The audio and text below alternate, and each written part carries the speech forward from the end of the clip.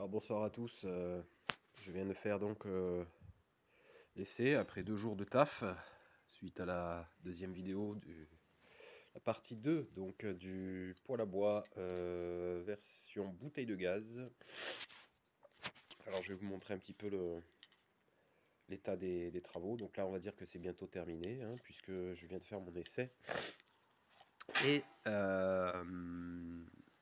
donc tout est, j'allais dire, presque étanche, totalement étanche, mis à part cette petite interstice là. Je vais y remédier tout simplement en mettant mes petites baguettes ici tout autour et ici avec du joint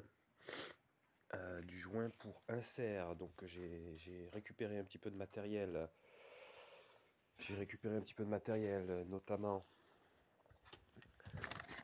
des cordes du joint donc haute température, du mastic haute température aussi. Donc voilà, je vais vous montrer un peu ce que j'ai constaté. C'est qu'en regardant quelques vidéos, quelques tutos internet, c'est qu'il était possible de faire un chauffe-eau directement. Donc j'ai tenté le coup et j'ai tout simplement pris mon haut de chauffe-eau que je ne me sers plus. Je l'ai découpé. Vous voyez, j'ai découpé tout ça. J'ai pris le radiateur de chauffe-eau en fait, avec tout le cuivre, avec des tuyaux en cuivre qui vont autour, et je l'ai inséré dans le poêle à bois. Je lui ai fait des trous ici, un trou ici, un trou ici. Et donc j'ai mis mon petit radiateur de chauffe-eau dans le poêle à bois directement. Je sais pas si on le voit ici. Non, on le voit pas. On le voit pas. Bref, c'est un petit radiateur de chauffe-eau qui s'est installé ici juste avant la sortie. Et j'ai testé tout à l'heure. Donc j'ai mis de l'eau froide ici. Il est ressorti de l'eau bouillante ici, hein, instantanément. Donc c'est vraiment incroyable. Je pensais pas que ça allait marcher, mais effectivement, je mets de l'eau chaude ici, il me sort de l'eau froide ici, il me sort de l'eau chaude ici. Alors ce que je vais faire, je vais carrément acheter une micro-pompe à eau. Je vais installer un tuyau qui arrive ici. Et je l'activerai quand je voudrais de l'eau chaude, et ça me remplira mon ballon d'eau chaude, tout simplement. Alors pour les joints, j'ai pris des joints d'insert que j'ai collés tout autour du poêle. J'ai mis du joint haute température aussi. J'ai fixé une plaque d'alu ici pour pouvoir faire une élévation, pour ne pas que le bois se retire et que le bois aille au devant. Et en plus de ça, ça me fait une belle étanchéité sur le bas. Donc c'est pas négligeable cette petite plaque que j'ai rajoutée, que j'ai fixée avec du joint haute température. Et donc voilà. J'ai installé ma pierre réfractaire aussi qu'on voit pas. Ah si, on la voit un tout petit peu. Que j'ai fixé avec des plaques en métal. Et j'ai soudé. Donc j'ai fait beaucoup de soudure, hein, sur ces travaux-là.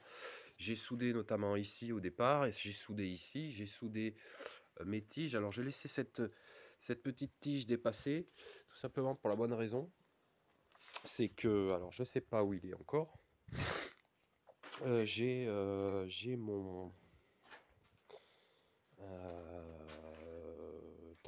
il est où? C'est le vrai bordel ici. Oui, alors voilà, j'ai mon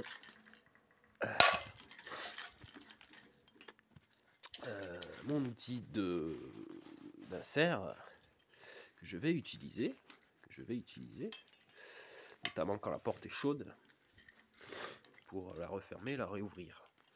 Alors, cet outil-là, j'ai laissé dépasser cette tige qui est en fait une tige que j'ai mis, qui me sert d'appui pour la grille du haut, ainsi que celle-là, pour faire ceci. Voilà. Donc là, la grille, elle est installée. Je peux mettre, par exemple, un plat, quelque chose, une grillade, n'importe quoi. Et en bas, donc j'ai refait ma soudure, hein. J'ai refait ma soudure sur le bas, alors tout va bien. J'ai le fait à l'intérieur et à l'extérieur. Il n'y a pas de fuite particulière, vous voyez. On est sur de la soudure classique, hein. Voilà, donc la porte, j'ai changé, j'ai mis une poignée, la poignée du haut, je l'ai mis sur le bas, vu que c'est une petite poignée que je m'en servirai pas souvent sur le bas. Et voilà, et j'ai mis mon joint avec ma colle et ma porte sur le bas. Ici, j'ai changé, j'ai mis une poignée comme ceci, que j'ai vissé puis soudé. Ici, j'ai mis ma petit fermoir, donc qui me ferme la porte, du poêle. Alors, voilà.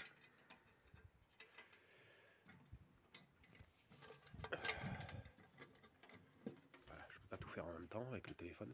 Voilà. Donc là, on a la porte qui est fermée, qui est totalement fermée. Voilà.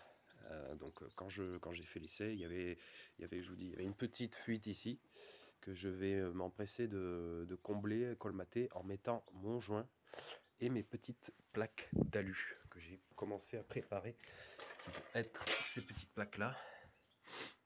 Voilà, que je vais mettre tout autour de la porte et des deux portes. Quoi d'autre? Donc là, j'ai pas encore colmaté. J'ai pas encore colmaté mon trou, tout simplement parce que ça, je vais l'enlever. Je vais transporter mon poêle jusqu'à sa prochaine demeure, qui est ma caravane. Et je vais installer mon tuyau. Puis ensuite, je colmaterai effectivement avec du joint. Du joint, donc haute température, plus du mastic haute température. Voilà, les essais sont concluants et du coup, je suis assez content de mes travaux. Il reste quelques finitions, mais globalement, je suis assez content. J'avoue que c'était pas facile, hein. Ça fait 3 jours complets que je suis dessus. Le métal, c'est un travail de longue haleine, mais j'arrive quand même à un bon petit résultat maintenant. Et à partir d'une bouteille de gaz, je suis assez content de mon résultat. Voilà. Donc voilà, il y a encore les braises qui sont là, hein, qui sont allumées. Donc je vous remercie d'avoir suivi ce petit épisode de bricolage. J'en referai certainement d'autres. Je ne sais pas encore si je vais mettre des trous ici pour pouvoir faire une aération. Non, je pense pas, parce que comme je dis, il y a un gros volume en bas déjà d'air et ça suffit largement. Quand j'allume, ça part instantanément et ça me fait tout de suite du volume, hein. Le feu part très vite, d'autant plus qu'il y a une bonne distance là. En plus, il y a la pierre réfractaire et le chauffe-eau, donc je suis très satisfait de ce petit poêle à bois. Allez, je vous souhaite une bonne soirée et puis à la prochaine pour la suite.